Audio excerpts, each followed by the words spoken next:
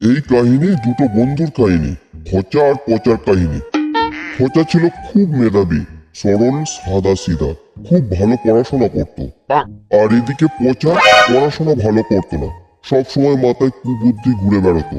কিন্তু দুইজনের মধ্যে তাদের বন্ধুত্ব খুব ভালো ছিল, অনেকটা হিন্দি সিনেমার করণ অর্জুনের মতো। তুই কেন এক ছবি লাগিয়ে রেখেছিস দেয়ালে? বারবার মানা করার সত্ত্বেও তুই আমার কথা কেন শুনিস না?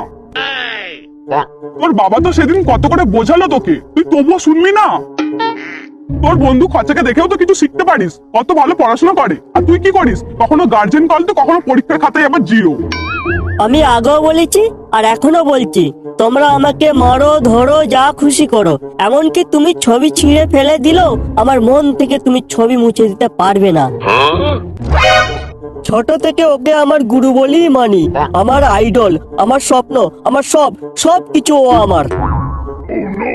বড় হয়ে আমি গুরুদেবের মতো হব, ইনকগনিটো মোডে ট্রেনিং নেব, দরকার পড়ে ব্রাজার ইউনিভার্সিটিতে আমি অ্যাডমিশন নেব, তবুও আমি গুরুদেবকে ভুলতে পারবো না। কি বললি? যত বড় মুখ নয় তত বড় কথা।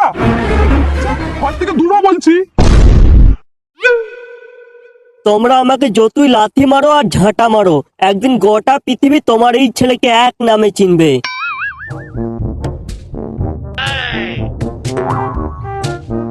কিরে ওইভাবে কেইলে বসে আছিস কেন? কোথায় যাচ্ছিস তুই? কাজে যাচ্ছি রে, তোর মতো অন্তত বেকার নই আমি। কিসের কাজ করছিস এখন? ওই তো হারমোনিয়ামের কাজ করছি। কাল থেকে আমার কাছে বাল ছিঁড়তে আসবি, 500 টাকা করে রোজ দেবো। শালা বোকাটা যেন ভাজা মাছটা উল্টে খেতে জানে না, কাটা ঘায়ে নুনের ছিটে দিতে এসেছে। আমি এখন আসছি রে, কাজের দেরি হয়ে যায় বুঝলি। হ্যাঁ যা, ভালো করে বাল ছিঁড়বি বুঝলি।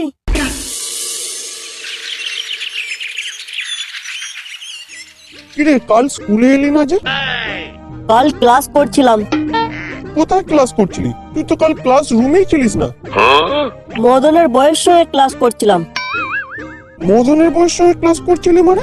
মদনের বউ কি আবার টিউশন পড়াতে শুরু করলো নাকি? ও তুই বুঝবি না, এখন ছোট তো, বড় হলে বুঝবি। ওই দেখ সরকারের কত সুন্দর উদ্যোগ, বেটি পড়াও দেশ বাঁচাও, আর বেটারা সব গাঁড় মারাও। তোর মুখে গালাগাল ছাড়া ভালো কথা বের হয় না। এই দেখ তুই হচ্ছে ফার্স্ট বয়, ক্লাসের 1 নম্বর ছেলে, আমি টুকলি করে পাস করা ক্লাসের 2 নম্বর ছেলে। যদি তোর পছন্দ আমার সঙ্গে ঘুরবি, না হয় ঘুরবি না। তুই রাগ করছিস কেন বলতো? আমরা তো সেই ছোটবেলাকার খুব ভালো বন্ধু বল। না ভাই, তুই এমনিতে ভালো ছেলে, ভালো পড়াশোনা করিস, আমার সঙ্গে থাকলে তুই কথায় আবার বাজে ছেলে হয়ে যাবি, তখন তোর মা বাপ আমাকে আবার দোষ দেবে। আমি তোকে একবারও বলছি না যে তুই বাজে ছেলে, শুধু গালাগালিটা কম করবি তাহলেই হবে, তোর ভালোর জন্যই বলছি।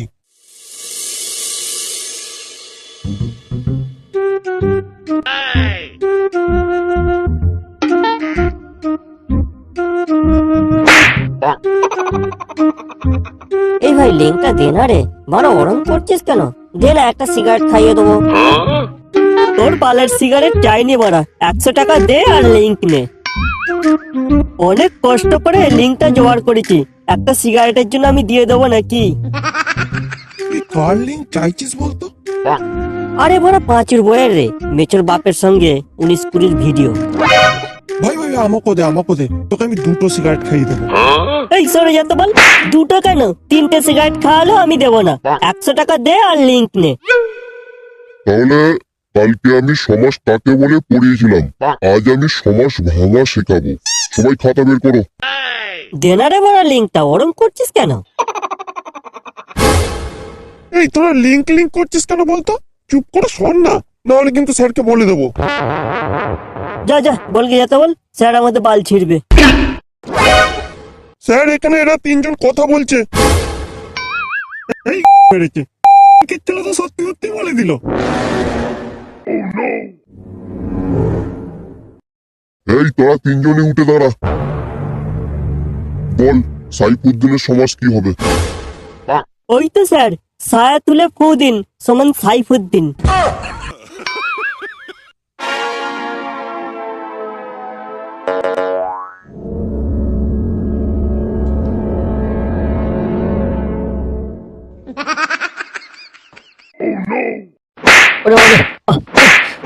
ছেড়ে দিন। এই আমাদেরকে কেলিয়ে বের করে দিল কেন বলতো? ও তো সমাজটা ভুল বলেছে। ভুল বলেছে তা তুই জানলি কি করে? ওটা হতো সাইফুদ্দিনের বইয়ের সার নিচে ফু দিচ্ছিল নাসির উদ্দিন সমান সাইফুদ্দিন। শালা এইভাবে আর চলতে দেয়া যায় না। বালটা নিজেকে কি ভাবে, বিদ্যাসাগর? প্রতিদিন ওর জন্য বাড়িতে কথা শুনতে হয়। বাড়া স্কুলে পড়া না পারলে ও আমাদেরকে নিয়ে মজা করে, স্যারকে নিয়ে বৃন্দাবন দেখিয়ে দেয়। না, এর একটা হিসেব নিতেই হবে। স্কুলের ফার্স্ট বয় তো, ভালো ছেলে, গাড়ি ছাড়বো আমি। তা কি হিসাব নিবি? তবে শোন,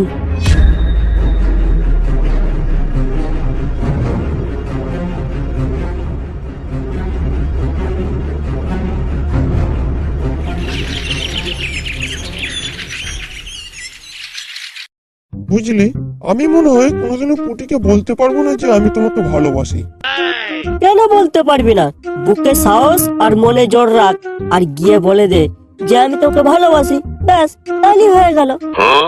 আর প্রতিদিন হ্যান্ডেল মারবি, তাহলেই হবে। এই হ্যান্ডেল মারাটা আবার কি রে?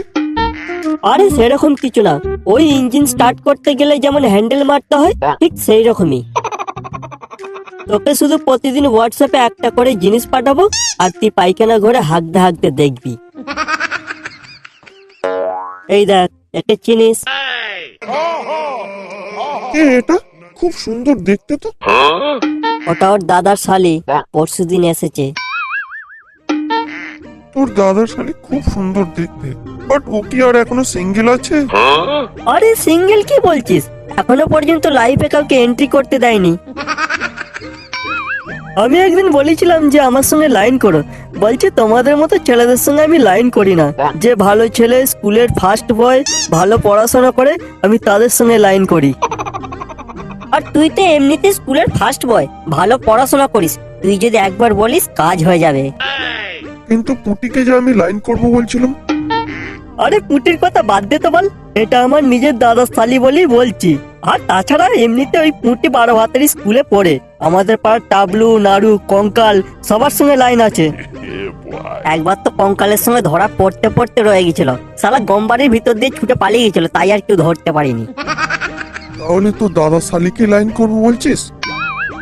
একদম, দাদার শালি যদি আমাকে পাত্তা দিত তাহলে আমি লাইন করতাম। তোকে এক চান্সে হ্যাঁ বলে দেবে।